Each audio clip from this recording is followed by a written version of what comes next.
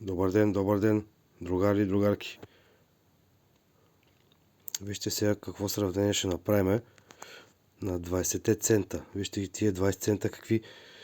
Вижте колко са фалшиви тези центове, които са направени 2026 година. Даже има разлика в големината, в височината.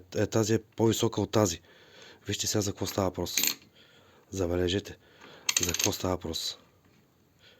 Вижте какъв грозен цент. Те даже дори не са еднакви.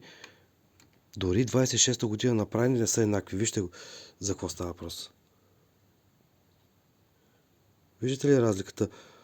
Ето тук. В ето това нещо. Виждате ли за каква разлика става въпрос? Виждате ли? А вижте ги тези от 2002 година. 20 лепта.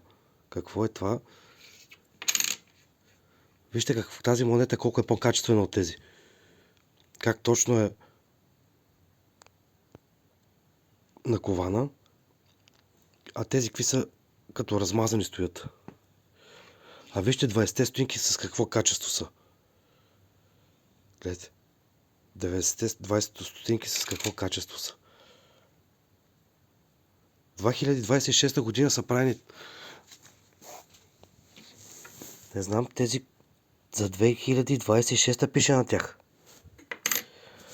Тези монети кога са правени? 2026 ли са правени? А банкнота някой да е виждал от 2026 година, защото аз не съм виждал все още. Все са от 2014, от 2015. Аз много не съм и виждал евробанкноти по принцип. Не ми и трябва да ги виждам. Но вижте и 2 евро какво менте са. Каква размазана монета. А 2 лева с какво качество са. Топ. А пък за 2 цента няма да говоря. От какво са направени тия 2 цента? Аз не знам от какво са направени тия 2 цента. От какво е направено това нещо? Вижте, има някакъв канал по средата тук. Какъв е този канал?